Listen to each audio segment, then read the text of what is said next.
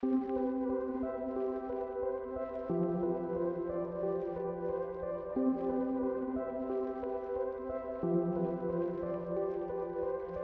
was Martin Luther, and why did he remove 7 books from the Bible? Stay with me until the end of this video because the story will surprise you. The Protestant Reformation, led by Martin Luther, was a movement that emerged within Christianity in the 15th century. Luther, a Catholic monk, was dissatisfied with several practices and doctrines upheld by the Catholic Church. His most notable action was the publication of the 95 Theses, which quickly spread throughout Europe and sparked the reformist movement within the Church.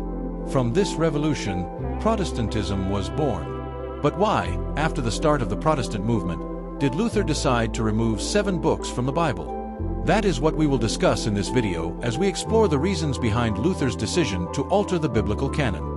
Before addressing his motives, it is important to identify the 7 books that Luther excluded.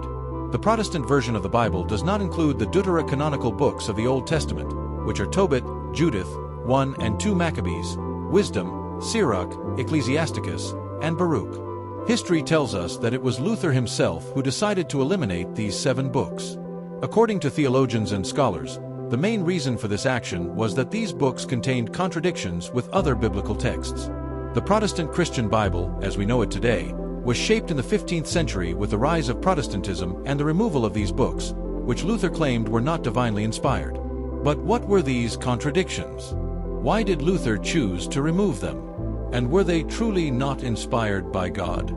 Critics accuse Luther of mutilating the Holy Scriptures, while his defenders argue that he was justified, as these books allegedly contained inconsistencies with other biblical texts.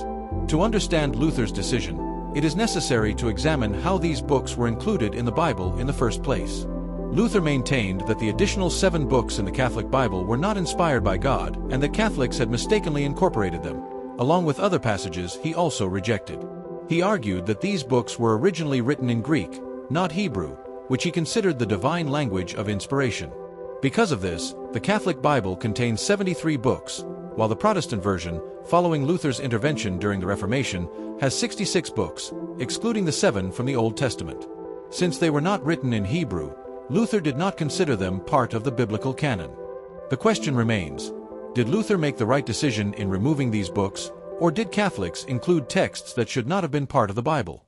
Luther's decision remains highly debated to this day. Many argue that his reasoning regarding contradictions and language lacks solid foundation. What do you think? Did Luther act correctly, or should these books have remained in the canon? Some scholars suggest that the true reason behind the removal of these 7 books was the presence of passages that supported Catholic doctrines such as the value of good works, purgatory, and the intercession of saints. According to these theologians, Luther created a new religion and, with it, a new Bible. Luther believed that salvation was not achieved through good works alone, but was a gift from God granted solely by grace through faith in Jesus. This idea directly challenged papal authority and the Catholic priesthood, as Luther asserted that the Bible was the only source of divine revelation and that all baptized Christians were part of a holy priesthood. Luther also had a significant impact on the translation of the Bible into German, making it more accessible to the public and triggering a cultural revolution in Germany. His translation helped standardize the German language and influenced the English translation known as the King James Bible. Additionally, Luther introduced the concept of allowing Protestant ministers to marry, setting a precedent for clerical marriage, which marked a major shift in religious practice.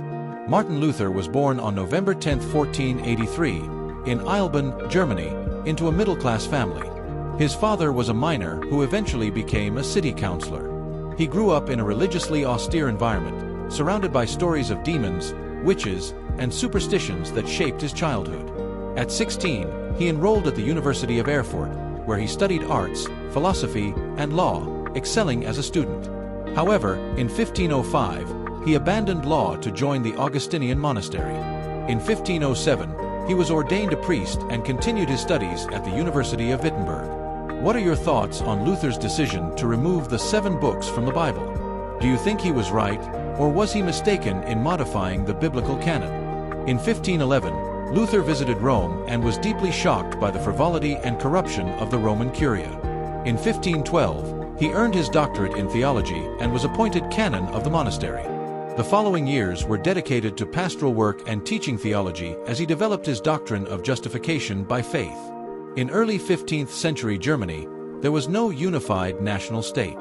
The region was divided into various principalities ruled by princes whose ties to the Holy Roman Emperor were merely formal. The princes found it increasingly difficult to live under the Church's authority, especially due to the high taxes sent to Rome. Many German rulers began resisting external interference from the Church, seeing the creation of a national church and the reformulation of Christian principles as the solution.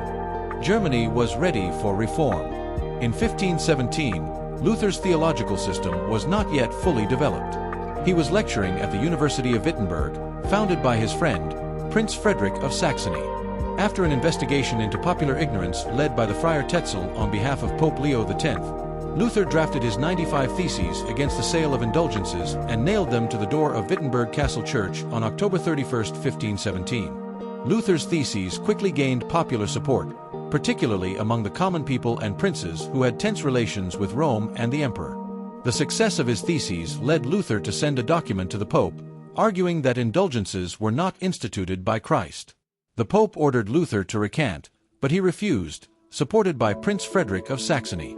This marked the beginning of an open struggle within the Church.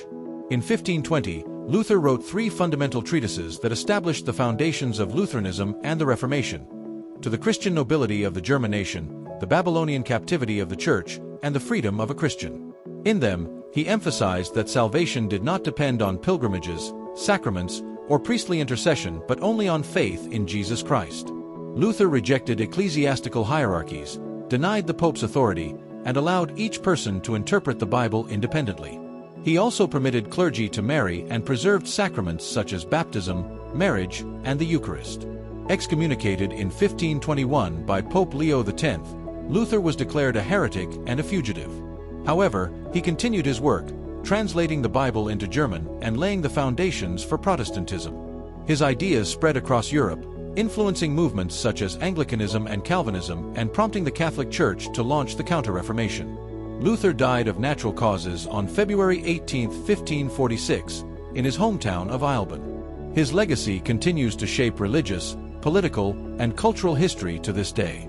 What do you think about Luther's courage in challenging the Catholic Church and transforming religious history in Europe?